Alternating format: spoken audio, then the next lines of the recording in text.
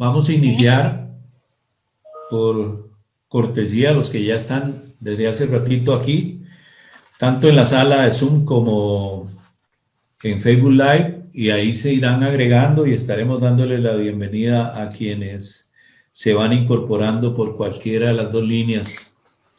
Es una tremenda bendición el poder conversar con ustedes, en mi caso desde San José de Costa Rica, y ahora les voy a presentar pues a doña Jenny, nuestra invitada especial de esta tarde, y como bien lo dice ella, bueno, gracias a Dios con salud, ¿verdad? Podemos reunirnos a través de estos medios tecnológicos, a donde vamos a seguir conversando sobre ciertos temas que realmente nos interesa muchísimo, nos interesa y hay una preocupación país realmente en todo lo que es este tema de la mano del crimen organizado en los procesos electorales. Les damos la bienvenida a ustedes, les agradecemos el que estén con nosotros y quiero pasarle el micrófono unos segundos a doña Jenny para que los salude también, y luego doña Jenny me lo devuelve para hacer su presentación formal leyendo aquí el resumen curricular de doña Jenny. Te paso el micrófono, Jenny. Gracias. Gracias, William. Buenas tardes con todos. La verdad es que para mí es un honor, una enorme satisfacción el haber sido invitada por un colega a quien admiro y aprecio desde hace algunos años atrás, William. Es un honor también compartir este espacio con todos ustedes, que entiendo son amantes del conocimiento, amantes de ver qué de nuevo hay en este mundo de la prevención de blanqueo de capitales y combate al crimen organizado y contra el financiamiento al terrorismo. Les saludo desde Guayaquil, Ecuador. Para mí siempre será un privilegio compartir estos espacios porque el propósito en la vida de todo ser humano es servir, y qué bueno poder hacerlo ahora, ¿no? Hoy es el momento en que nuestras generaciones nos van a reclamar, nos van a determinar, nos van a preguntar qué fue lo que hicimos, porque lo que hacemos hoy de seguro va a ser para el futuro de las próximas o las nuevas generaciones. Así que qué bueno, me alegro que estén aquí unidos. Buenas tardes a todos y vamos a disfrutar de estos momentos. Gracias, William, nuevamente por la invitación. Oh, con mucho gusto, Jenny. La verdad es que es un tremendo privilegio el tenerte por acá. Ya hace más de 10 años fue la primera vez que llegué por allá, que me llevaste. Yo no llegué, me llevaste allá a Guayaquil, y estuvimos en Guayaquil y en Quito, estuvimos como 2 semanas allá participando en aquellas épocas en que se podía, ¿verdad? Así es. Hoy lo hacemos por los medios virtuales, pero bueno, ha sido una amistad que se ha ido creciendo, gracias al Señor, y ya tenemos más de 10 años de tener esta relación, y es una tremenda bendición el haber conocido a doña Jenny. Es más, yo lo voy a reconocer aquí públicamente, nunca lo he negado. Doña Jenny fue la primera persona, y Arasco la primera empresa que confió en William Chichilla como expositor internacional y lo invitó a ir a capacitar parte de sus grupos de oficiales de cumplimiento allá en Guayaquil y Ecuador, ¿verdad? Enhorabuena, y no nos hemos equivocado, ¿ves? Muchas gracias, muchas gracias. Sí, ustedes me bautizaron en ese tiempo ahí. Qué bueno. Gracias a Dios. Déjeme entonces presentarle a doña Jenny, que es de verdad que una de las máximas exponentes en el tema de prevención de lavado de activos, financiamiento del terrorismo y financiamiento de la proliferación de armas de destrucción masiva. Déjeme tratar de leer un poquito aquí en el resumen curricular de doña Jenny. La ingeniero Jenny Andrade es ingeniero en administración de empresas de la Universidad Eloy Alfaro en Guayaquil, Ecuador. Está certificada internacionalmente como CPP en ASIS International en Virginia, Estados Unidos, desde noviembre del 2003. Tiene certificación registrada con el número 10.155, recertificada en el año 2022. Está certificada internacionalmente también como especialista en prevención de lavado de dinero por medio de ACAMS.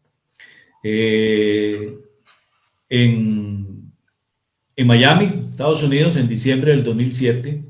Tiene la certificación número 138.166.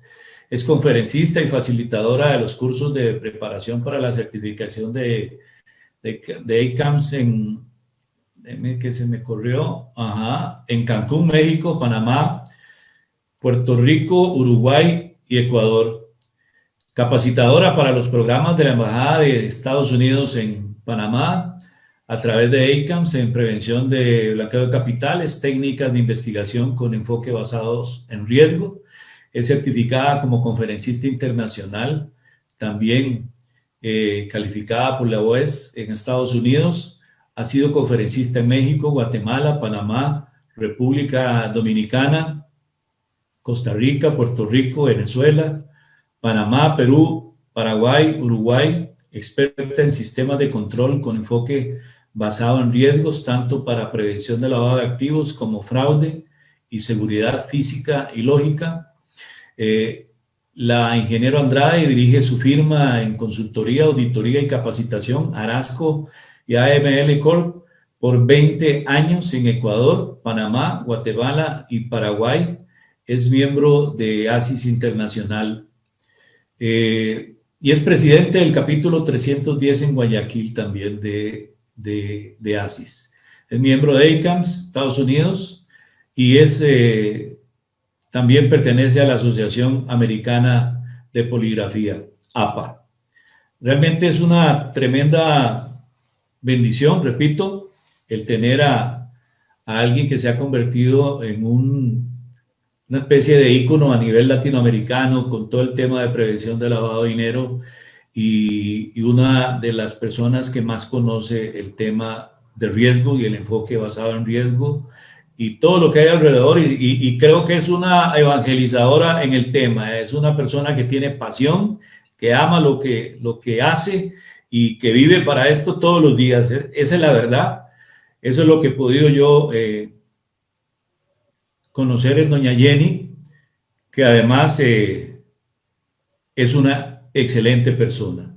Y hoy la hemos invitado para hablar de los riesgos de que el crimen organizado financie campañas políticas, algunas ideas de cómo mitigar lo que hacer, algunas historias que podamos conocer al respecto, ¿verdad?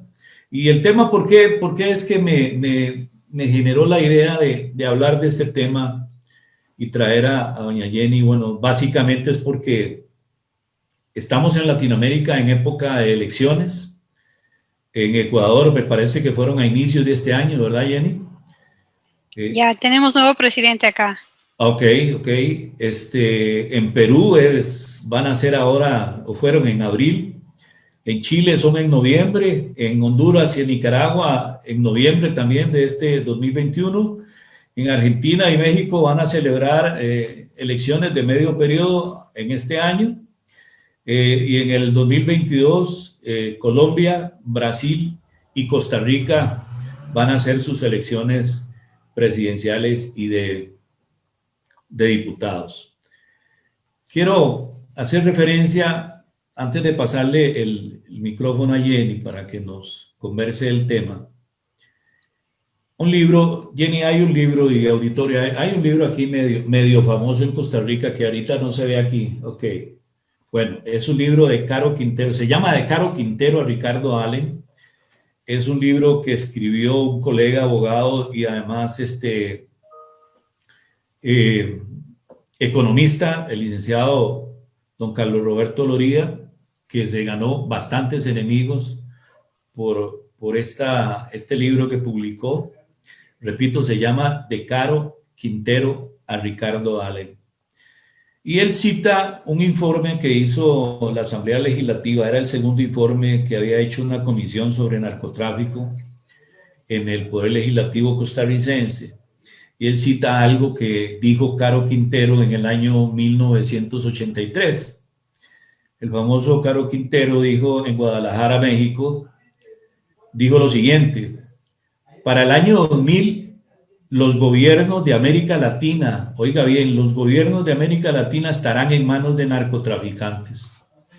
Esto lo cita él para empezar la exposición de una historia, de una serie de situaciones en el medio político costarricense que le generaron muchas demandas, problemas y situaciones personales complicadas. Pero Caro Quintero lo dijo en el año 1983. ¿Habrá sucedido eso? ¿Estará por suceder o estará sucediendo? La verdad es que nosotros creemos que ya en algunos países eso está, por lo menos lo digo de mi parte. Mientras tanto, doy la bienvenida a Adriana Madrigal, a Fanny Vega, a Cristian Montaña, que está con nosotros, y a Fernando Bustos, que están por medio del Facebook Live.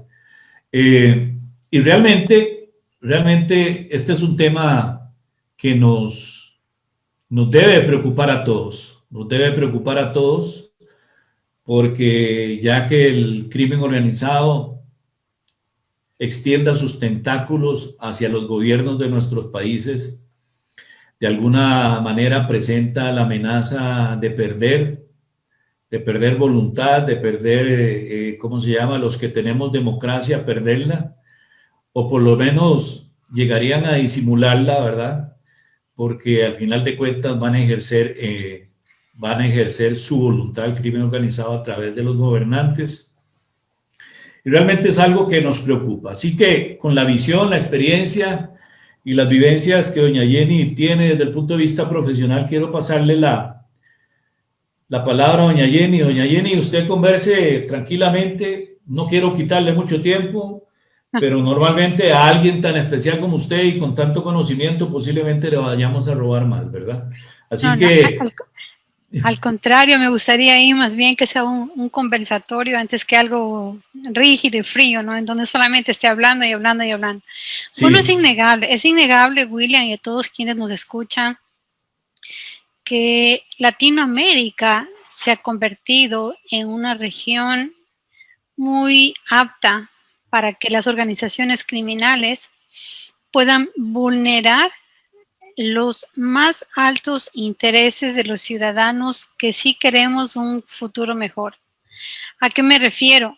Que la probabilidad de incidencia del riesgo de financiamiento de campañas electorales en Latinoamérica es virtualmente cierta. Desde México a Colombia, Ecuador, hasta Argentina, Paraguay, Uruguay, casos de financiamiento a campañas políticas se han conocido. Otros se han empezado a investigar, pero ha habido la orden de parar esa investigación hasta ahí nomás porque las consecuencias pudieran ser catastróficas. En otros casos han sido asesinados fiscales y jueces. O sea, el crimen organizado está tomando fuerza, penoso decirlo, pero los tentáculos son cada vez más grandes. Peor aún, cuando el uso indiscriminado de recursos de cualquier procedencia con tal de asegurar los votos, se ha vuelto una práctica común en todos los países. Los partidos políticos de derecha, izquierda y centro han fracasado totalmente. No hay ya ahora una elección porque estoy afín con una forma de gobierno o con una forma económica. Hoy en día estoy afín con quienes conozco o a quienes voy a financiar para que me apoyen luego o me devuelvan ese financiamiento porque nadie lo hace gratis, ¿no? Pueden haber financiamientos a campañas políticas privadas, financiamientos a campañas políticas a través del desvío de fondos del gobierno de turno y financiamientos a campañas políticas por el crimen organizado. El privado que financia una campaña política no lo hace gratis. Lo hace porque sabe que cuando ese candidato a quien le apoya, le va luego a devolver ese valor con asignación de contratos, con privilegios legales dentro del ámbito que esta persona se desenvuelva. La desviación de fondos públicos, en cambio, tiende a hacer que el gobernante de turno apoye a su candidato, que puede ser del mismo, incluso de otro partido, con la finalidad de que no se investigue todos los actos de corrupción, de abuso de poder, de sobornos, y tener una cierta prolongación en cuanto a poder, yo diría, entre comillas, dormir tranquilo luego de haber dejado el poder. Porque, ¿qué es lo que pasa? El gobierno entrante fiscaliza el gobierno saliente. Y cuando se hace obras y solamente estamos persiguiendo al gobierno saliente, el pueblo lo que quiere es obras, quiere infraestructura, quiere mejorar las condiciones de salud. Hoy por hoy la pandemia nos ha dicho, no estamos preparados, ningún país estuvo preparado para lo que se dio. Y creo que ningún gobernante dimensionó todos los recursos que en salud necesitábamos. Entonces, ¿por qué simplemente el gobernante de turno quiere cuidar sus espaldas financiando al posible candidato que va a ganar en las siguientes elecciones para evitar que se descubra todos los ilícitos de su periodo? Y la otra, que es la peor, el crimen organizado, que ahí sí, si se acepta financiamientos de campaña, se están vendiendo gobiernos, porque entonces van a ver los privilegios. Yo recuerdo acá en la época pasada, algunos dicen la época ganada y otros la época perdida, ¿verdad? Yo me quiero poner de la época perdida. Sí. 10 años del correato, el correísmo, en donde las leyes fueron completamente blandas, en vez de endurecer los controles. Yo hablo del mismo regulador, empezaron a hacer controles mucho más light, o sea, yo diría, o pensaba en ese entonces, ¿qué está pasando, no? Realmente no quieren controlar, porque disminuyeron algunos requisitos para los mismos sujetos obligados y se permitió una gran cantidad de inversión que pudo haber sido una gran parte lícita, pero también ilícita. Entonces, en este panorama, se veía cómo el Ecuador, en vez de construir escuelas, hospitales, construía puentes en la frontera, que esos puentes iban directamente a la montaña en Colombia, donde estaban las FARC. No hay ciudad, no hay pueblo, no hay infraestructura. ¿Por qué el puente tiene que ir directamente a una montaña donde fácilmente podría ingresar o podía pasar cualquier persona de este grupo armado terrorista, las FARC? Y bueno, trasladar ahí droga, contrabando, etcétera, etcétera. Hemos visto privilegios donde una persona decía, pero ¿y cómo es que está sucediendo esto en el Ecuador? ¿Cómo es posible de que se dé esto en el Ecuador? Y mira que no tenemos muchos casos de delitos sancionados por lavado de activos o por corrupción o por financiamiento a campañas ilícitas. No los tenemos, porque precisamente hay esa permisibilidad. ¿Por qué? Porque probablemente pudo haber habido, no estoy afirmando, eso le compete al juez en su momento, probablemente pudo haber habido existido un financiamiento ilícito. Y casos como esos tenemos en toda Latinoamérica. Paraguay vivió una situación igual, México también una situación igual, Venezuela vivió una situación igual con, yo recuerdo un caso que está así sentenciado de Walid Macleb. Él está en prisión, me parece que lo trasladaron ya a Estados Unidos, pero él financió la campaña, una consulta popular que hizo Chávez en su momento, y él menciona ante los medios de prensa y comunicación que no solamente le financió ese plebiscito, sino que mensualmente tenía que dar al Estado, al gobernante, a miembros muy altos del ejército, a ministros, a familiares del presidente Chávez en ese entonces, $1.000.000 para mantenerse en el cargo que le habían asignado, que estaba administrando un puerto. Entonces, no solamente es financiamiento, es todo el interín, todo el momento que el gobierno está ejerciendo el poder, en donde se cobra estos valores dolosamente, pero a cambio de que el pueblo tenga hambre, pues, porque eso de pagar más, de sobornar, de corromper, implica que quien no se está beneficiando es el más necesitado, el que no tiene empleo, el que no tiene salud, el que no tiene educación. Entonces, ¿de dónde viene todo esto? ¿Estamos viviendo con políticos corruptos? ¿Existe realmente una política sana?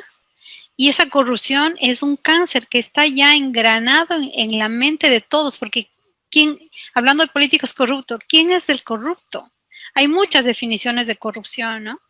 Corrupto es el que ofrece un soborno, corrupto es el odontólogo que cobra mucho más de lo que debiera cobrar, corrupto es el contratista del Estado que acepta pagar por un contrato. Corrupto es la persona que necesita un documento del Estado y que para eso tiene que pagar a alguien para que lo saque inmediatamente. O sea, hay varios niveles de corrupción y eso hay que desaprender, hay que sacar de la mente este estigma que ya está lastimosamente en toda la sociedad. Y si hacemos algo hoy, los frutos se verán de aquí en 20 años. Esto es generacional.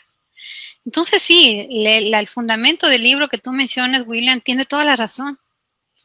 Toda la razón. Los latinos, lastimosamente, hemos vivido en épocas y en gobiernos con alto nivel de corrupción, con altos derroches de recursos. Miren Venezuela qué rica era hace algunos años. Yo recuerdo que ecuatorianos viajaban de aquí a Venezuela a trabajar allá. Claro. Y ahora está mal, ¿quién lo hubiera creído? Ecuador vivió una época de oro con el petróleo, $100 del barril. Y ahora estamos con una de las economías más bajas. ¿Dónde está el dinero que produjo el Estado? Entonces se lo festinaron, despilfarraron y claro, también puede haber financiamiento ilícito que a través de ese financiamiento tenían que utilizar en la forma que sea, ¿no? Y hacer que ese dinero efectivamente aparezca como que si fuera obtenido de una actividad lícita. Entonces ese es el ambiente que se vive en Latinoamérica. Es que bueno, lo que decís es totalmente cierto. Quiero saludar a don Miguel Guzmán, que se incorporó a la sala de Zoom hace unos minutos. Don Miguel, gusto saludarle y tenerlo aquí con nosotros. Y también a los demás compañeros que se han ido agregando a través de Facebook Live. Yo cuando pienso en este tema, Jenny, y pienso, hago la analogía del crimen organizado en el sector privado, es decir, del narco en el sector privado, del crimen organizado como tal en el sector privado y lo que ellos hacen y lo que ellos provocan en esas empresas y en esas personas. Yo trato de decir, bueno, pasará lo mismo a nivel de gobierno y tristemente es todo eso que estás diciendo, definitivamente. A nivel de país, a nivel de Estado, se repite lo que se hace en el sector privado. ¿Qué es lo que hace el crimen organizado en el sector privado? Los hace dependientes de ellos, número uno.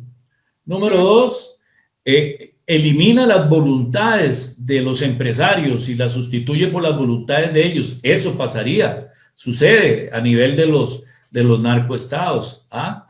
Ellos desaparecen todo aquello que sea una influencia positiva para convertirlo aparentemente en positivo, pero eso es para llegar a rincones y esquinas que de otra manera no llegan. Imagínese usted que filtrándose a través de los gobiernos, a través del poder legislativo, todo esto, o sea, cuando uno llega y cierra los ojos y hace esa analogía pensando en lo terrible, en cómo se aplica eso en los estados, y uno ve a las familias que estamos siendo gobernadas, entre comillas, la verdad es que me da un gran temor de lo que puede estar sucediendo en nuestros países, de lo que está sucediendo en nuestros países y de lo que pueda seguir sucediendo, porque definitivamente las generaciones de nuestros hijos y nuestros nietos van a ser afectadas, van a ser influenciadas, van a ser, cuidado si no, utilizadas y ese es una gran preocupación y yo creo que nosotros deberíamos de, precisamente a través de actividades como estas, hablar el tema y hacer conciencia. ¿Qué te parece, Jenny? Sí, es correcto, porque si no lo hacemos hoy, esto va a ir de menos a más y cada vez la situación va a ir empeorando. Pero cuando hablamos de crimen organizado, ahí pienso que es muy importante estar claros en qué es el crimen organizado. Muchas de las veces pensamos en que el crimen organizado van a venir personas muy mal encaradas con metralletas y nos van. No, el crimen organizado es un ejecutivo común de lo corriente, es un empleado común de los corrientes que planifica, se organiza de forma tal, basta, dice la UNDOC, que dos personas se organicen para cometer un acto ilícito del cual puedan recibir beneficios que son también en el ámbito delictivo, y ya se organizaron para obtener ese beneficio ilegal. Ahora, hablando del crimen organizado y del financiamiento de campañas políticas, yo he revisado la normativa legal en prevención de blanqueo de capitales de casi todos los países de Latinoamérica. México, Guatemala, el de Costa Rica, Ecuador, Paraguay, el de Argentina. La pregunta es, ¿cuál de las leyes de prevención de blanqueo o lavado de activos contempla como sujeto obligado los partidos políticos? Y yo les preguntaría a quienes se han sintonizado, a quienes están unidos con nosotros. ¿En su país existe en la ley que los partidos políticos son sujetos obligados de reportar, de control de lavado de activos? Ese es un gran interrogante. ¿Por qué no se lo ha incluido? Porque ahí es donde se manejan también grandes valores que están financiando los nuevos gobernantes de turno. Y ahí es cuando los estados se convierten en narcoestados, porque van a aceptar fácilmente esas donaciones, que quién sabe de dónde venga. Ahora, ¿cuánto requiere una campaña política a un candidato a una presidencia de la República? Los valores son muy importantes. ¿Cuánto requiere un alcalde? Entonces estamos viendo que realmente pueden estar siendo financiados no solamente a nivel presidencial, sino a nivel local, a nivel de los pueblos. Es suficiente conquistar para un grupo de lavadores de dinero, narcotraficantes, conquistar un pueblo donde puedan expender la droga, donde puedan conseguir mulas para la droga, están hechos. Entonces, es en todas las dimensiones que hay que precautelar y hay que controlar estos posibles esquemas que se pueden presentar. Ahora, ¿quién controla a los partidos políticos en cada uno de los estados? Pues llámese el Consejo Nacional Electoral, Tribunal Supremo Electoral y otros nombres que tienen designada en cada país. ¿Cómo están realizando esos controles? ¿Controlan las donaciones? ¿Controlan los gastos? No se puede dimensionar cuánto se gasta porque la mayoría viene en efectivo. ¿Qué es lo que está sucediendo? Entonces, he ahí en donde nace el problema. Todos los ingresos y todos los gastos de los partidos políticos tienen que estar bancarizados. Existir un oficial de ética y compliance, o sea, esto me parece hasta de risa, ¿no? Imagínense ustedes hoy en día un partido político que tenga un oficial de ética y compliance, nos suena como que algo de ensueño, pero debería pasar, debería estar ahí presente, debería controlar. Deberían tener los dignatarios de cada partido político, del directorio, una responsabilidad penal en caso de que no puedan justificar ingresos ilícitos. Y ya la mayoría de nuestros países tienen las leyes en donde las empresas van a tener responsabilidad penal por haber cometido algún acto ilícito. Entonces, ¿por qué a unos sí y a otros no? Cuando en los otros no, está realmente un financiamiento en donde se están vendiendo estados. Eso es muy importante que los países tomen en mucha consideración en dónde está lo fuerte de los ingresos de los estados. Está aquí en el financiamiento, está también en los centros o las entidades que hacen la asignación de los contratos públicos. Acá se llama compras públicas. Igual ustedes tienen en Costa Rica compras públicas. ¿Dónde está el oficial de cumplimiento, el compliance? En la mayoría de lugares no existe todavía. Y ahí está el grueso del Estado. Si yo, gobernante, si yo, candidato a la presidencia, acepto el financiamiento, pues esa persona que me está dando el financiamiento se va a beneficiar de contratos, de privilegios legales, etcétera, etcétera. ¿Dónde está el grueso de los contratos? En compras públicas. ¿Qué controles tiene compras públicas? ¿Qué controles existen en migración, en aduanas, en los puertos, en los aeropuertos? Ahí está el fuerte del país, el fuerte del gobierno. Entonces, qué importante bancarizar, qué importante que ya sean ahora designados como sujetos obligados, ¿sí? Una fiscalización seria, con criterio independiente, ojalá una comisión del extranjero que viniera a auditar a cada una de las campañas políticas y a los partidos políticos y que tengan sanciones penales, que se vayan a la cárcel. Singapur, ¿cómo es que terminó la corrupción? Los colgó, los puso en la cárcel de por vida. Es la única forma. Así que es tarea de todos contribuir a que esto definitivamente cambie, hacerle ver al gobernante de turno que aquí hay algo que hay que tomar con pinzas muy minuciosamente porque el perjuicio que puede tener es grande, es muy grande, ¿no? Sí, realmente, y le doy la bienvenida a nuestro estimado amigo Alonso Brito, que está aquí en la sala de Zoom, y a otros colegas que se han ido agregando a Facebook Live.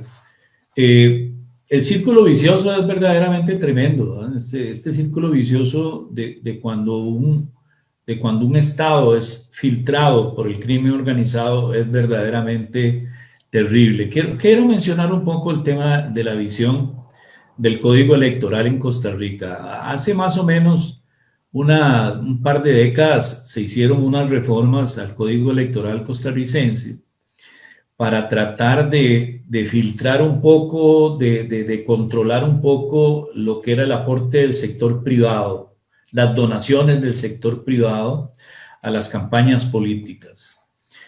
Se cambiaron algunos artículos del Código Electoral y pues se ven algunas normas, por decirlo de alguna forma, algunas normas bien intencionadas, ¿verdad? Entonces, por ejemplo, se prohibieron las donaciones de personas jurídicas, de sociedades y asociaciones, fundaciones y todo eso se prohibió. Solamente se admiten las donaciones de personas físicas debidamente identificadas, pero no desarrolladas bajo un principio de conozca a su cliente, ¿verdad? O de conozca a su donante. Hay prohibiciones de recibir donaciones que vengan del exterior, ¿verdad? Cosas de esa naturaleza, pero cuando uno llega y ve el reglamento de financiamiento a los partidos políticos, uno no encuentra una visión preventiva. Yo podría decir, bueno, es que tal vez en aquel tiempo no había que controlar tanto. Yo creo que eso no es cierto. O sea, hace 20 años en Costa Rica existía el mismo riesgo que existe hoy. Ya nos enviaban campanazos de lo que iba a poder suceder, pero nunca el nivel alto jerárquico de la política costarricense se interesó en el tema, ¿verdad? Y hay documentos que hablan de candidatos en el pasado que recibieron dineros de algunos narcotraficantes, ¿verdad? Entonces, ese es un tema que aunque se ha tenido digamos que la buena intención, démosle el beneficio de la fe, de la buena fe, la intención de filtrarlo, de controlarlo, no se ha hecho con una visión preventiva como la que nosotros conocemos realmente. Yo estoy de acuerdo, yo creo que esos asomos de buenas intenciones deberían de materializarse de alguna forma. Yo no sé en otros países cómo estará la regulación, pero en Costa Rica les comento eso. Existen esos 2 o 3 pilares que procuran evitar, digamos que las donaciones de cualquier delincuente sobre el tema. Lo que pasa es que el delincuente no va a llegar a hacer la donación, va a enviar a sus testaferros, va a enviar a quienes tiene contratados, va a enviar a sus abogados, va a enviar a sus empresarios, va a enviar a las personas que él usa, que ya compró, que ya influenció. Entonces, cuando yo veo sobre quién recae la responsabilidad en los partidos políticos, y normalmente recae, en el caso nuestro, Jenny, sobre los tesoreros. El tesorero de un partido político, ¿qué va a tener tiempo para dedicarse a hacer ciertas cosas, especialmente en los partidos grandes? Aunque el crimen organizado toca a los partidos grandes y a los partidos chicos, porque al final llega y controla todo integralmente. Sí echo de menos definitivamente esa visión preventiva en el reglamento de financiamiento a los partidos políticos y creo que es necesarísimo crear un área de cumplimiento en los partidos políticos. Definitivamente es cierto, pero entonces aquí es donde yo te pregunto, ¿cómo convencemos, Jenny? ¿Cómo convencemos a esos señores que van a llegar a gobernar y que posiblemente ya estén filtrados por el crimen organizado? ¿Cómo los convencemos de que es necesario tener compliance a nivel de los partidos? Porque el tema es que ni siquiera las 40 recomendaciones del GAFI desarrollan el tema, Jenny. Así es. No lo desarrollan expresamente, no se meten en el asunto, como que tampoco quisieran desarrollar el tema. Entonces, nuestros países reaccionan mucho en función de lo que los organismos internacionales dicen, pero en este caso, este tipo de organismos, salvo la OCDE, las demás como que pasan el tema de largo. ¿Cómo hacer para llevar eso a nuestros países y tratar de que se mueva la regulación, de que podamos tener algo un poquitito más eficaz, por lo menos? Bueno, si bien es cierto, el Gafi no topa este tema de financiamiento de campañas políticas, pero sí tenemos, como tú dices, la OCDE, tenemos las ISO, las normas ISO antisoborno, no es anticorrupción, sino antisoborno. Tenemos todo un movimiento muy fuerte que es el World Compliance, que habla de ética y cumplimiento, y precisamente por eso es la razón de ser de las nuevas leyes que directamente están responsabilizando penalmente a las instituciones. Es un buen aporte para que los gobiernos ya asuman también su parte, su gran parte de responsabilidad. ¿Cómo lo convenzo? Primero, yo más bien me gustaría preguntarnos, ¿quién tiene la culpa? ¿Quién tiene la culpa de elegir a estos gobernantes corruptos y estos gobernantes que vienen ya viciados con el delito, que vienen contaminados? Pues ahí regreso nuevamente al pueblo. Nosotros somos los culpables de elegir los gobernantes que tenemos. Nosotros ¿Sí? votamos, sí. Entonces, ¿y por qué? ¿Por qué dicen que en la calidad de los gobernantes se mide la cultura de un pueblo? ¿Qué tan bien capacitados, qué tan bien preparados, qué tan culta es la sociedad? Eso significa que qué tan buenos van a ser sus gobernantes. Entonces, ¿cómo convenzo a un gobernante? Porque le tengo que indicar las cifras de pobreza, pobreza extrema. Le tengo que indicar cuántos niños mueren al día por desnutrición, cuántas personas analfabetas existen, cuántas personas hoy mismo están haciendo fila en un hospital, en una clínica para ser atendidos por COVID. Entonces, si ya no hay conciencia, implica que ya no le importa el país. Miren, nosotros, el presidente actual en un momento llegó a decir que está esperando nada más el cambio de mando porque ya no iba a hacer nada más por el país. O sea, un presidente trabaja hasta el último día en donde está en sus funciones. Para eso se lo eligió. Entonces, ¿cómo le convenzo? Simplemente el pueblo tiene que ser la voz, tiene que ser un movimiento mancomunado total en donde le hagan sentir a los gobiernos lo mal que han actuado en los últimos años. Y esas son las consecuencias. Lo que estamos viendo hoy es de un mal gobierno de hace 10, 15, 20 años. No es que el actual gobierno nomás. Miren los casos de corrupción famosos que tenemos conocido como nombre las torres. Como un contralor está preso por haber desvanecido glosas de empresas que estaban operando con Petroecuador y aparte su sobrino ser el principal autor de los hechos de soborno con la empresa No Limit en Estados Unidos. ¿Cómo nos explicamos eso? Y es el segundo caso del contralor que está en entredicho con estos actos ilícitos. Pero ojo, este problema no es de hoy. La empresa No Limit dice que pagaba sobornos desde el año 2012. O sea, ¿de qué estamos hablando? Y como los nuevos funcionarios empezaron a llegar a Petroecuador, le demoraban los pagos de las planillas. Y para hacer que se pague las planillas, ahora sí ellos pedían sobornos. Y si no hubiera sido porque Raúl de la Torre regresaba de Estados Unidos con una maleta con $250,000 y le cogen se dan cuenta en aduana, inmigración, y ahí es cuando le detiene, hasta ahora tal vez que no sabíamos nada y el contralor seguía en las suyas y su sobrino también y el secretario de la presidencia también. Entonces, ¿qué calidad de gobernantes tenemos? Por eso es que yo siempre menciono esta parte de que, ¿dónde están los principios? ¿Dónde están los valores?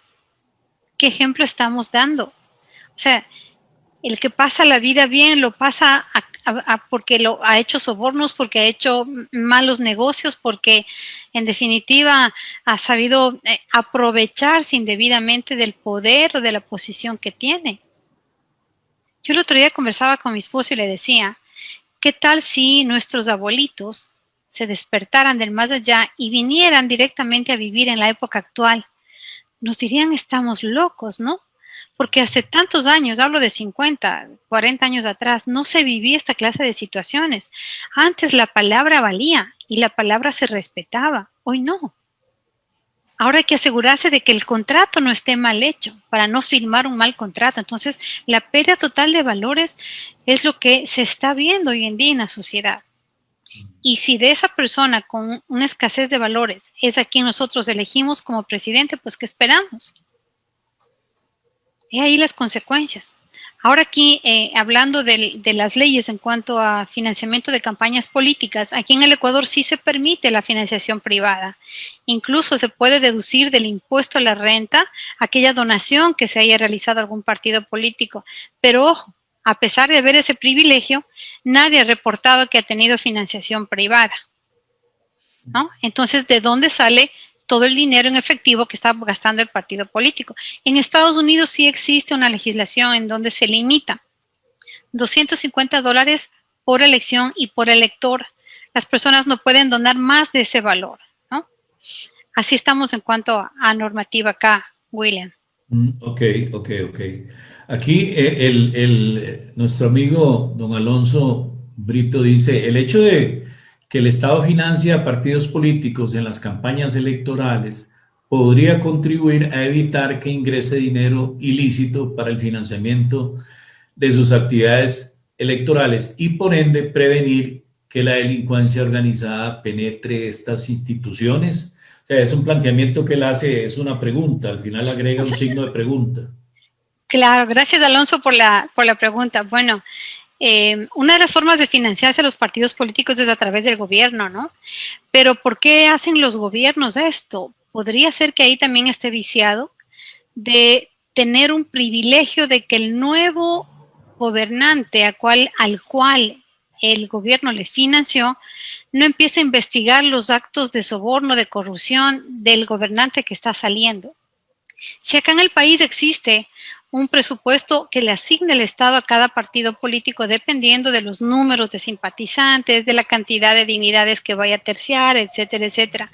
Pero también se ha visto esto, ¿no? Ok, viene del Estado el dinero, pero como el Estado me está ayudando, yo ya hago un acuerdo previo con ellos, ¿verdad? Para no investigar, para no sancionar, para no enjuiciar. Acá incluso se está hablando de una unidad dentro de algunos partidos políticos para terciar a la presidencia de la Asamblea. Ustedes saben que el 24 de mayo se posesiona nuestro nuevo presidente, Lasso, favorablemente de derecha. Estamos saliendo del socialismo del siglo XXI, pero para la presidencia de la Asamblea hay una pugna y se habla que hay ciertos acuerdos para que se nombre un presidente de la Asamblea, pero se unen siempre y cuando exista o se les dé amnistía y libertad a quienes ya están presos por actos de corrupción. O sea, eso me parece descabellado. Esa es la triste realidad. Entonces, sí, Alonso, puede ser una medida para salvaguardar que no exista financiamiento a terrorismo, pero también esta medida puede venir viciada de lo otro, ¿no? De que ya exista un preacuerdo establecido y que no se empiece a investigar a aquellos actos ilícitos que se conocen del gobierno saliente, del anterior. La intención normalmente de que los estados financien las campañas políticas de los partidos, la intención, ¿verdad?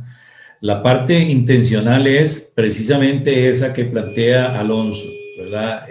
Es decir, toda la figura se crea para tratar de que los partidos no necesiten del sector privado. Ese es el tema, ¿verdad? Lo que pasa es que, por ejemplo, en Costa Rica, por toda la situación pandémica y un montón de cosas, se ha bajado la contribución del Estado. Los partidos, entre comillas, han renunciado un poco a la colaboración del Estado a eso. Pero el tema, como escribían columnistas en Costa Rica, quitando eso, se abre el otro portillo de que sea el crimen organizado a través de sus testaferros que empiece a financiar a los partidos políticos. En Costa Rica se permite, el Estado financia las campañas políticas luego de que hay adelantos de pago, hay emisiones de bonos y hay toda una serie de figuras financieras alrededor de esto. Luego de que terminan las elecciones, hay una liquidación de gastos de los partidos y entonces hay un pago, ¿verdad? Hay un pago que hace el Estado a los partidos. En ese proceso de liquidación y en ese proceso de pago, se han detectado muchas estafas de parte de los partidos políticos, porque los partidos políticos han llegado a inflar precios, a inventar proveedores, gente que no existe o gente que es más, que ya está enterrada, ¿verdad? Entonces, ahí sí el sistema ha sido eficiente, relativamente eficiente, y hay denuncias penales en contra de los representantes legales de algunos partidos políticos que han estafado al Estado, ¿verdad? Pero en la otra parte del riesgo, que es la filtración del crimen organizado, en eso no tenemos las herramientas adecuadas para tener, número uno, una cultura preventiva entre los partidos. Número dos, una cultura preventiva a nivel del Tribunal Electoral. Y número tres, ¿cómo se llama? Una estructura preventiva. Porque como te digo, un partido político no solamente requiere financiamiento para su campaña, sino que también necesita proveedores, y entonces por medio de los proveedores también el crimen organizado se filtra muchísimo. Entonces, al final de cuentas, cuando se quiere reaccionar, encuentra uno que ya el monstruo del crimen organizado como que los tiene atados, abrazados y con muy poca capacidad de reacción, y esa es mi mayor preocupación, porque si allá arriba no hay conciencia de eso, a nivel de las altas esferas de poder en un país, ¿cómo va a bajar eso, Jenny? ¿Cómo va a bajar eso Claro, a los que votan y todo esto? y de pronto no es que no exista conciencia, de pronto es que sí tienen la conciencia, pero no pueden ejercer esa voluntad política porque ya están pagados, y si no lo cumplen, si no cumplen con todas las peticiones de quienes financió, les va a costar la vida de ellos y de la familia. Entonces, la situación se vuelve bastante crítica, ¿no? Miren, alguien me preguntaba, ¿se requieren más leyes? ¿Se requiere más dureza en las resoluciones internas, en los acuerdos? A veces las leyes están, lo que hace falta es esa voluntad política para que se cumpla en todos los niveles y en todos los estamentos. ¿Qué hace entonces una buena ley escrita durmiendo en el escritorio de cualquier político cuando en definitiva no se le aplica, no se la cumple, no se sanciona? He tenido amigos de la policía que me han dicho, ingeniera, no podemos avanzar más con la investigación porque tenemos la orden de llegar hasta ahí. Hasta ahí y no va más porque vamos a llegar a grandes esferas. Entonces, muchas de las veces las entidades públicas son los problemas, se tornan en problemas para el país, no son la solución. Son más burocráticas, hacen mucho más engorrosos los trámites. ¿Por qué? No es porque sean ineficientes, es porque les toca ser ineficientes, porque hay un pedido de un nivel superior que así determina que se hagan las cosas para no llegar a esclarecer los hechos. Entonces, es muy delicado este tema. Yo pienso que es hora de que a nivel, ya no solamente esperemos del gobierno, es a nivel de la sociedad, que hay que determinar en definitiva y saber elegir a nuestros gobernantes y eliminar ese refrán que uno dice, no, yo no soy política, yo no intervengo en ningún partido político, no soy política. No, al contrario. Todos los ciudadanos tenemos que ser políticos, porque si yo digo no soy política, estoy diciendo no me importa lo que pase con mi país, y a todos nos debería interesar. Entonces todos debemos ser políticos, alzar nuestras voces, y yo pienso que los buenos todavía seguimos siendo más, y estamos a tiempo para poder cambiar los destinos de los países en Latinoamérica. Este movimiento, la reunión de Sao Paulo, en donde se reunieron algunos políticos llamados o denominados de la revolución del siglo XXI, es realmente de tomar mucho cuidado, es realmente de poner todo el esfuerzo para que no vuelva o no suceda lo que está pasando en países hermanos como en Venezuela, como en Cuba. Argentina está quebrado con una hiperinflación. Entonces, ¿qué nos espera? Colombia se cree que hay financiamiento de estos movimientos armados subversivos que quieren dañar la estabilidad democrática. Entonces, miren, no solamente pensemos en el financiamiento de una campaña, sino que el financiamiento de un narcoestado para destruir la democracia. No es solo en el momento de la elección, sino durante la permanencia de esa persona en el poder o de ese sistema en el poder. Sí.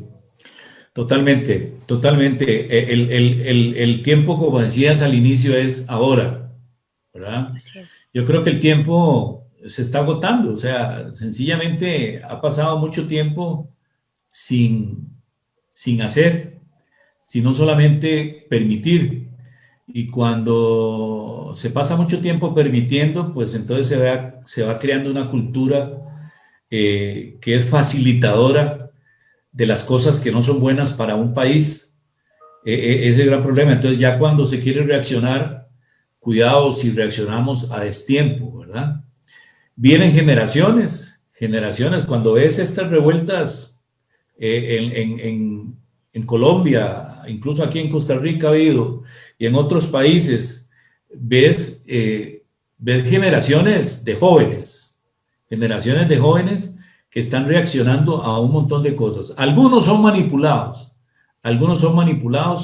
otros son cansados por lo que vieron en sus papás. Pero bueno, yo para ir terminando, Jenny, aunque yo sé que el tema no se termina, si tuvieras a una autoridad de tu país al frente y te dijera, Jenny, ven acá, quiero hablar con usted. Dígame por lo menos 3 cosas que usted le diría a esa persona que podría cambiar algo a nivel institucional en su país para tratar de permear más, de evitar más, de gestionar el riesgo de la influencia del crimen organizado en las campañas políticas en tu país o en cualquier país nuestro. ¿Qué le dirías a esa persona que verdaderamente te llama, te pregunta con honestidad? ¿Qué le sugerirías vos? Una autoridad de mi país. Mira, William, yo te diría que una golondrina no hace verano. Ajá. Este tema es mucho más complejo. He tenido la oportunidad y todavía sigo trabajando con el gobierno panameño a través de la embajada. A través de la embajada americana hay un programa bastante interesante que se lo está haciendo con ACAMS, la Asociación Especialista en Prevención de Lavado de Activos. Y con ACAMS hemos desarrollado, gracias al apoyo e iniciativa de la embajada y de algunas instituciones ahí, entrenamientos interinstitucionales, donde están la Contraloría, la Policía, fiscales, cortes, UAF, superintendencias de bancos, mercados de valores, compañías, IPACOP, bueno, y otras más. Y el trabajo es interinstitucional. Entonces, ¿qué le diría a la máxima autoridad? Que tiene que Ajá. hacer una mesa de trabajo interinstitucional para coordinar los esfuerzos de todas las instituciones y no hacer esfuerzos en forma aislada. ¿Por qué? Si todo el tema de financiación a las campañas políticas viene a través de dinero ilícito y van a necesitar toda la logística para hacer aparecer a su candidato como que si fuera el mejor, eso implica de que van a tener que comprar con ese dinero ilícito a proveedores, van a necesitar vehículos, van a concesionarias de vehículos, van a pasar estos dineros por migración, por aduanas. Entonces, si no hay un trabajo coordinado, interdependiente, no se va a atacar el problema de raíz. Por eso te digo, una golondrina no hace verano, necesitamos del trabajo de todos, mancomunadamente saber qué tengo que hacer como policía, como aduana, como migración, como contraloría, como fiscalía y qué parte de la información que yo manejo le sirve a quién para poder prevenir, detectar, monitorear y sancionar prontamente cualquier delito o cualquier ilícito que se dé en el país. Eso es lo que hay que hacer. Y eso es lo que está haciendo Panamá. Panamá está haciendo un esfuerzo muy, muy grande y yo veo cómo este esfuerzo de ellos va a repercutir directamente en un crecimiento económico prolongado. El mayor problema que ellos tienen son sus zonas francas, todo el comercio exterior, el ingreso de capitales que viene de diferentes países, pero se están preparando tan bien institucionalmente, robusteciendo tan bien, que estamos hablando de matrices para los supervisores, matrices para la investigación pública, la investigación judicial, los jueces, que ellos sepan a dónde acudir, qué información, qué clase de evidencia, cómo utilizar esa evidencia para un juzgamiento. Entonces los coloca ya en una posición en donde saben qué voy a pedir a un banco que me sirva a mí como investigador y cómo tengo que entregarle esa información a un juez. Claro. ¿sí? Entonces, es un trabajo interinstitucional. Lógicamente, alguien tiene que estar al frente, ¿no? Es el coordinador de este plan estratégico que hace que todas estas áreas de estas instituciones funcionen adecuadamente y en forma efectiva. Excelente. Me parece que esa es una estrategia de país, ¿verdad? Sí. Definitivamente. Y me parece excelente esa experiencia que estás viviendo y ojalá se pudiera replicar a nivel de nuestros países en el tanto y en el cuanto los gobernantes se abran a ese tipo de situaciones. Porque si los gobernantes se sintieran realmente las consecuencias negativas de dejar que el crimen organizado haga lo que quiera, ¿verdad? Definitivamente creo que reaccionarían así. Aquí Carmen Calderón nos dice, en México tendremos elecciones intermedias el 6 de junio y se puso tope a financiación privada a candidatos, no debe rebasar el 10% del monto aportado por el Instituto Nacional Electoral, INE. Sin embargo, algunos candidatos no están respetando este límite. Bueno, tristemente siempre hay alguien que se quiere salir del canasto, ¿verdad, Jenny? Entonces hay regulación, pero siempre quieren brincársela. Sí. ¿Quieres comentar algo sobre esto que nos ha dicho Carmen? Sí, es correcto. Hay un refrán también que dice, echa la ley, echa la trampa, ¿no? Ajá. Yo reporto lo que me conviene y nada más, ¿no? Entonces, qué importante generar cultura y generar conciencia en todos los niveles. Allá iba con el tema de la ética y principios y valores. Si no hay principios y no hay valores, en cualquier lugar, cualquier control, cualquier normativa puede ser fácilmente echada de menos, fácilmente vulnerada y se hace en definitiva lo que las voluntades de esas personas ilícitas así lo quieren o lo determinan hacer, ¿no? Es que el gran problema es que históricamente los partidos históricamente han ido en contra de las reglas de la transparencia y han sido y se han convertido en expertos en opacidad y han sido poco transparentes, ¿verdad? Entonces, en buena teoría, las regulaciones, por ejemplo, que existen en Costa Rica, promueven la transparencia. Entonces, el tesorero de cada partido debe publicar cada cierto periodo quiénes fueron los que aportaron, por ejemplo, del sector privado, las personas físicas, porque las sociedades no, las personas físicas que aportaron a la campaña. No hay límites irrestrictos en ese sentido, pero el problema es que sí se han encontrado formas digamos, de tener influencia en la parte financiera de los partidos por medio de aportes, obviamente, millonarios, ¿verdad? Ahora, el tema, ahora que te oí hablar de matrices para unos y para otros, el tema es que esa visión preventiva a nivel de las campañas políticas y de los tribunales electorales y ese tipo de cosas no existe. Entonces, tú llegas y le hablas a un partido político de meter De una matriz. Sí, exactamente, o a un oficial de cumplimiento que te desarrolle eso y que te empiece a meter cultura preventiva y de va a ser, vamos a ser los, ¿cómo se llama? Los malos de la película, en el sentido de que ellos históricamente más bien se han especializado en evadir controles. Así es.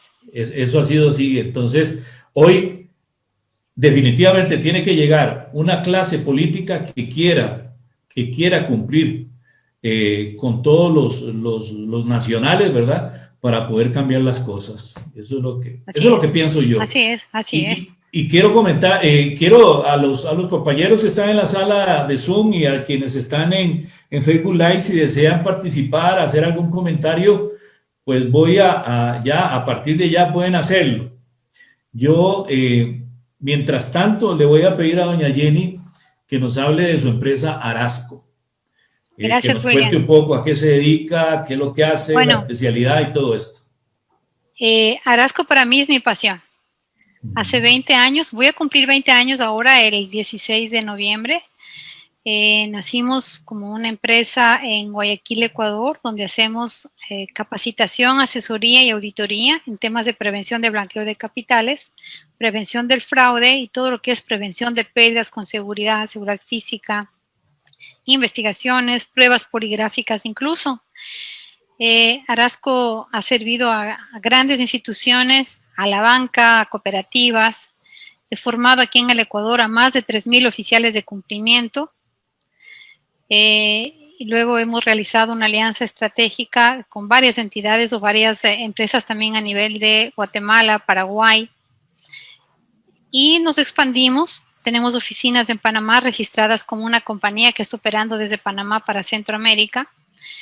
Y la enorme satisfacción de servir, de apoyar, de aportar. Créeme que para mí no es un trabajo, es una diversión. Me gusta lo que hago, lo hago con pasión. Y lo mejor y lo más agradable es que he visto cambios en las personas, cambios en las instituciones, crecimiento profesional. Yo recuerdo a un oficial de cumplimiento que la formé en Quito. Era de seguros. Al poco tiempo logró certificarse CAMS. Y luego ella fue nombrada vicepresidenta regional para Latinoamérica y su sede ahora está en Canadá. Entonces he visto cambiar personas, mejorar sus ámbitos profesionales y créeme que para mí eso es más que me digan gracias, es un sentimiento tan placentero en donde siento que estoy cumpliendo el propósito de mi vida, ¿no? Así que me encanta lo que hago, me encanta conocer gente. Hoy que estamos aquí en este nuevo mundo virtual, extraño estar viajando a Costa Rica, extraño tener la oportunidad de estar ahí varias veces, Panamá y bueno, todos los otros países. Me hace falta ese contacto con la gente, me hace falta sentir esas gracias, ver a los ojos y poder llegar con un tema nuevo. Pero bueno, ya Dios mediante habrá la oportunidad, si Dios quiere, de volver a retomar esa vida normal como la que teníamos antes. Mientras tanto, estamos aquí. También hemos tenido ventajas porque nos hemos podido conectar inmediatamente. Miren, ahora mismo estamos de varios países sin necesidad de movernos desde nuestras casas. Eso ha sido también una bendición. Así que para mí es muy agradable el conectarme con todos, el conocerlos, el ver sus opiniones. Y qué bueno que lo podemos hacer ahora a través de este ámbito virtual. Creo que William tuvo un pequeño problema en la conexión, pero bueno, para ir un poquito cerrando este tema, es muy importante, miren, este tema del financiamiento de los partidos políticos no es tan simple, es complejo. Tiene varios actores, ¿no? Están los partidos, están las autoridades, están los simpatizantes, están los miembros del partido político. Entonces es un tema complejo y resuelto y controversial también. Ahora, si es que los partidos políticos tuvieran todos los temas transparentes, es algo público, entonces la cosa pública tiene que ser más pública, tiene que ser transparente. Rendir cuentas, ser fiscalizados, auditados. Hoy por hoy, la corrupción también se ha convertido en el campo fértil y un caldo de cultivo para los populismos más extremos, miren. Latinoamérica ha experimentado avances importantes sobre el tema, aunque con diferencias importantes entre varios países. Y importante revelar las fuentes en aras de la transparencia, es la regla de oro de la democracia. Miren que Lee Kuan Yew es obligatorio designar un oficial de cumplimiento con todas las de la ley y crear una unidad de prevención, ¿ok? Hola. Hola, Alonso, creo que está abierto tu micrófono. Tendríamos que hacer una evaluación. Bueno, gracias. Bien, les decía que para ir un poco concluyendo en el tema mientras William vuelve a conectarse, Lee Kuan Yew mencionó en su momento que si quieres derrotar la corrupción, debes estar listo para enviar a la cárcel a tus amigos y familiares. Wow, esto es fuerte, ¿no? Esto es fuerte. ¿A dónde cala la corrupción? ¿Hasta dónde puede estar la corrupción? Porque corrupción no tiene un solo concepto, un solo significado. Implica varias cosas: corrupción pública, privada, corrupción profesional, en todos los sentidos. Entonces, miren qué importante tomar definitivamente y darle la importancia que tiene este tema para poder combatirlo directamente como amerita, ya sea reformando leyes, generando más cultura en la sociedad, capacitando, eligiendo mejor a nuestros gobernantes, participando también de la política, porque tenemos que ser políticos, tenemos que luchar y tenemos que intervenir dentro de las decisiones que como políticos ellos van a tomar en el país. Déjenme ver algunos de los comentarios. Dice Miguel Guzmán, buenas tardes, felicitaciones por tan interesante y desafiante webinar. Me ha sorprendido tan contundente alternativa de solución contra la corrupción y lo comprometidos que resultan estar contra el crimen organizado, narcotráfico y crímenes subyacentes. Esperemos que el nuevo gobernante aplique tan inteligente y erudita recomendación de la ingeniera Jenny Andrade. Gracias, Miguel Guzmán. ¿Alguien más que nos quiera enviar algún mensaje? ¿O nos quiere hacer alguna pregunta antes de concluir? Estamos a disposición.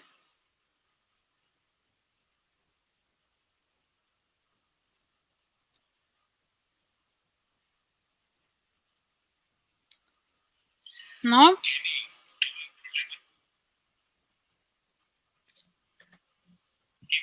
fui eléctrico y se me fue la conexión. ¿Me podrías ayudar y vos das por finalizar? Bien. Ok.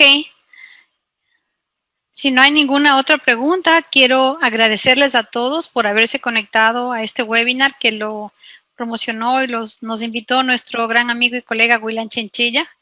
La verdad, para mí siempre será un honor compartir estos espacios, estoy siempre a su orden. No dejen de conectarse porque de aquí aprendemos todos, ¿no? Yo aprendo de ustedes con sus mensajes, aprendo con sus sugerencias también, y de eso se trata. Gracias, Carmen. Gracias por tus recomendaciones y tus saludos, Carmen. Bueno, entiendo que William ya volvió, estábamos justo a punto de cerrar, así que en buena hora que pudiste retornar, William. Aparecí, gracias a Dios que doña Jenny siempre lo respalda a uno. Se nos fue la conexión totalmente. Ruego me disculpen, pero así es la tecnología. No, muchas gracias, Jenny, muchas gracias por ayudarnos, muchas gracias por respaldarnos y bueno, en otra ocasión seguiremos hablando de otros temas que también nos desvelan. Muchas gracias a los que estuvieron con nosotros a través de Facebook Live y de Zoom. Y bueno, que Dios les bendiga en absolutamente todo. Hasta pronto, muchas gracias. Gracias, un abrazo virtual para todos. Gracias, Jenny. Hasta luego, gracias. Felicidades, William. Gracias, don Miguel, un abrazo a la distancia.